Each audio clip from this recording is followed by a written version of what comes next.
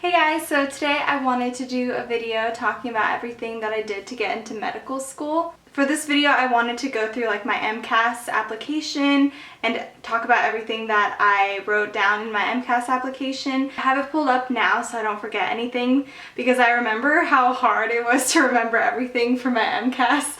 I would just like sit there and then I'd remember something and have to write it down really quickly because if not I was gonna forget what I did, because you do so much in your years before you apply to medical school, especially people who've worked before they went to medical school or who had completely different careers before they went to medical school. So try to write them down as you're doing those experiences because it's going to be kind of difficult to remember further down the line when you're actually trying to get your application together. Okay, so the first thing I will talk about is my experience scribing. I'll link my video down below where I talk about scribing, like how I applied for the job, the interview process, and all of that stuff. But pretty much I was a scribe for about a year and a few months in the emergency room. This was something that I really enjoyed and that I talked about a lot during my interview process. You guys will see that every experience that I had was pretty much long-term. I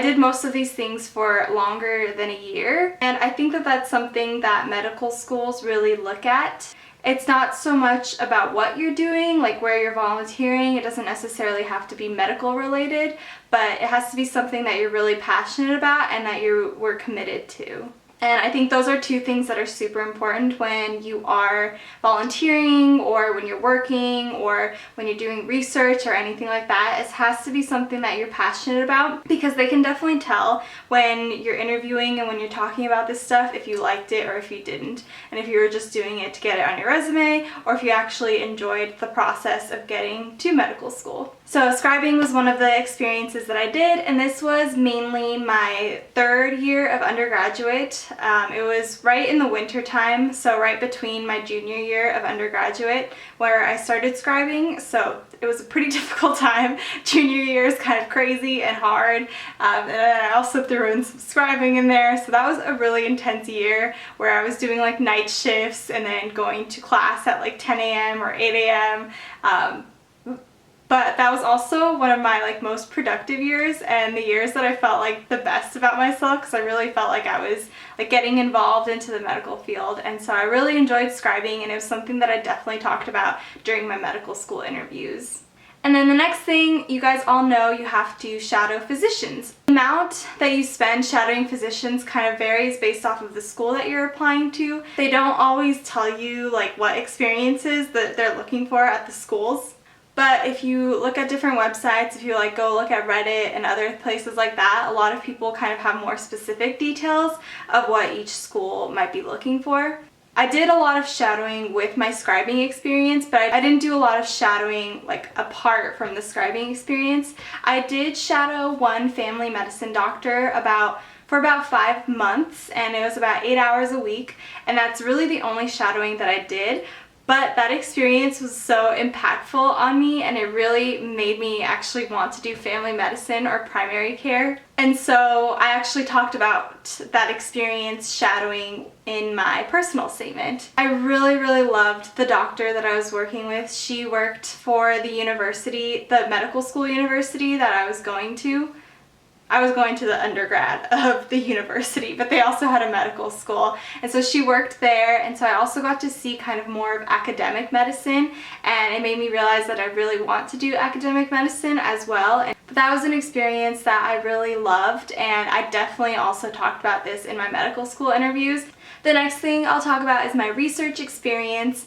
This kind of varies based off of the school, how much research experience they want to have. I know some people in my class have 0 research experience, and I had quite a few years of research experience.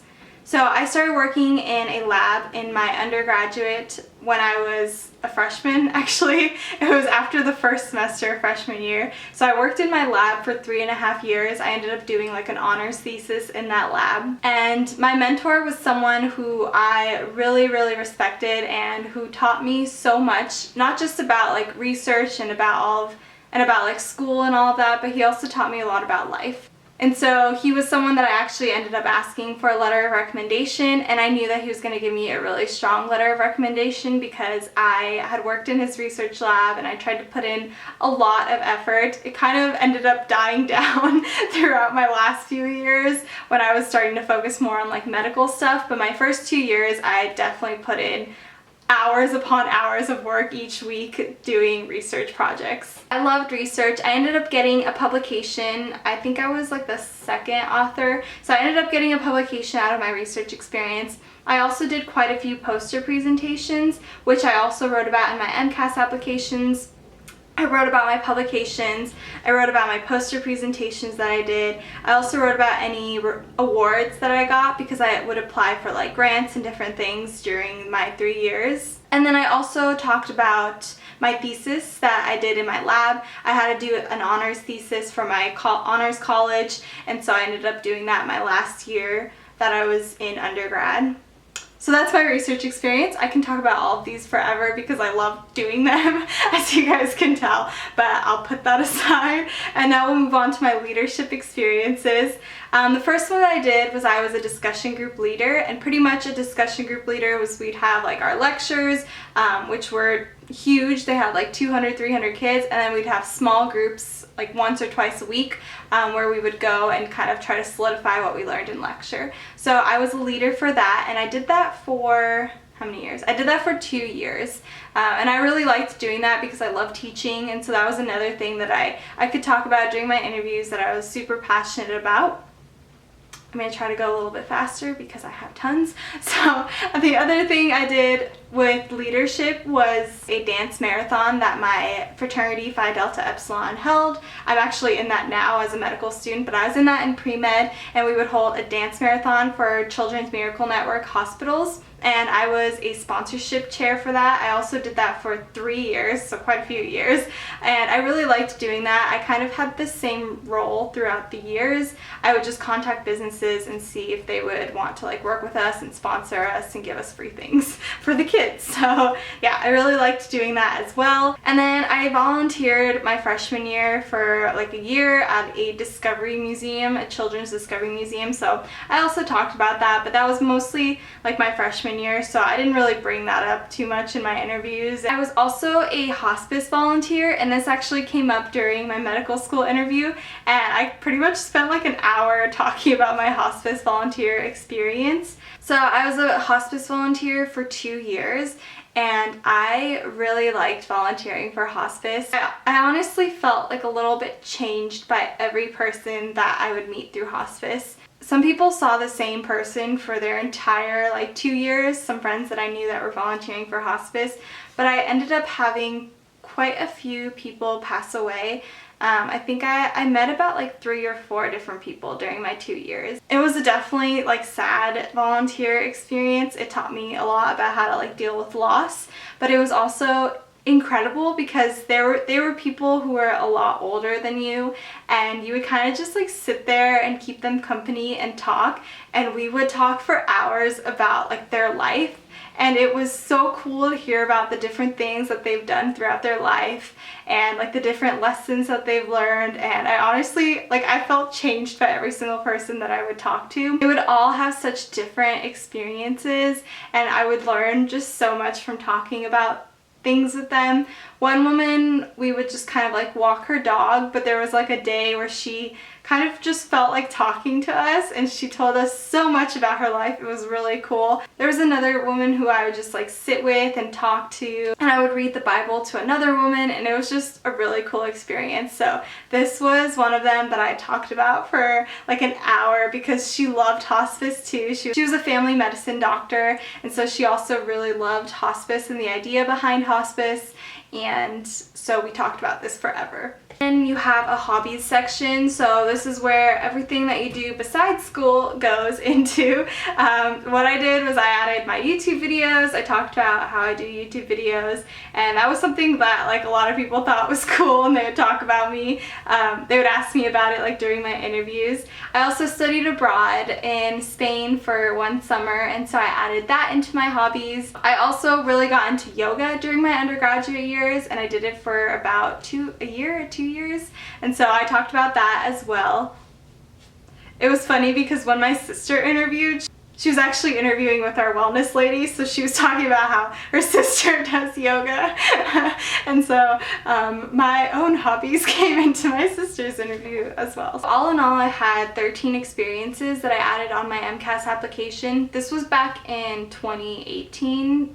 This is like the 2018 application. I don't know if it's changed much. I remember that there were 15 spots to do, to put all of your experiences and stuff. And then you also have your personal statement. You give your like MCAT score on it, and then you have to add all of the classes that you took in your undergrad. For figuring out like what classes to take, every school kind of has different requirements. That's definitely something you should look at before you're applying. You might see that a certain school wants this one class and you don't have it. So if you're definitely trying to apply to specific schools, I would definitely look into the different classes that they require before you go into medical school. And then your personal statement is super important. It has to be really strong. You know, it's all about like why you want to go into medicine, and they'll definitely ask you about it during your interview. So make sure it's something that you really work hard on. Something that's really important is to make sure you know your application before you go into the interview. And some people might be like, duh, but honestly, you're submitting this application in the summer and you don't start interviewing until like the middle of the year, sometimes around like December, like January. So it's been a while since you've looked at your application. So definitely try to look at your application before and kind of just like remember the things that you wrote and that you talked about, because you might go off about something that you accidentally forgot to put in your experiences, and then people are kind of like confused and they don't know what you're talking about. So definitely try to look at your application before your interview process. And then I asked for 3 letters of recommendation. I got one from a physician. I got 2 from PhD doctors. One was from a professor that I did the discussion group leading with. I did it for his class, so he knew me really well. And then the other was the physician that I shadowed. She also knew me really well because I was the only student shadowing her at the time. And then I got one from my research mentor, which I already talked about, how I knew he was going to write me a really strong letter. But you want to make sure that these are people that you trust to write you a strong letter and that you trust to submit the letter on time. I had a little problem with one of the people that I asked for my letter. I didn't hear from them until like the day before I had to submit all of my letters, because I kept emailing him, but he wouldn't like respond. They're all really busy with other things that they're doing, so make sure you ask them ahead of time. You also want to give them your personal statement when you do ask for a letter of recommendation, and then beyond that, they should know you pretty well and know what you did with them and be able to write you a strong letter. I think it is required that you have 3 letters and that one of them be a physician, but I'm not 100% sure about that. Remember, when you're applying for medical school, a large part of it is like your MCAT and your GPA. That's kind of what they use to like limit how many people they send interviews to. And then your interviews are a lot about like your experiences, your personality, if it like matches the school, and all of that stuff. I felt from my experience that everything was super important. My MCAT was pretty important, like my GPA was important, and then also like all of the different experiences that I had. And so yeah, those are all the experiences that I wrote about in my MCAS application. If you guys want any more like medical school related videos, I also have a video about how I studied for the MCAT. I scored pretty good on the MCAT. I was in the 87th percentile when I was applying. I know that the scores have changed quite a bit since then. It was only like the 2nd or 3rd year that the new MCAT had come out, so I feel like the scoring has changed quite a bit now that there's been a lot of people taking it. I'll link the video down below about how I studied for the MCAT, and then I'll also link the video about like scribing and that whole interview process if you guys want to watch those videos. Thank you guys so much for watching. I hope you found this video helpful, and if you have any other medical school related videos that you want me to film, let me know. If you have any questions, also let me know. But yeah, thank you guys so much for watching, and I'll see you in my next video.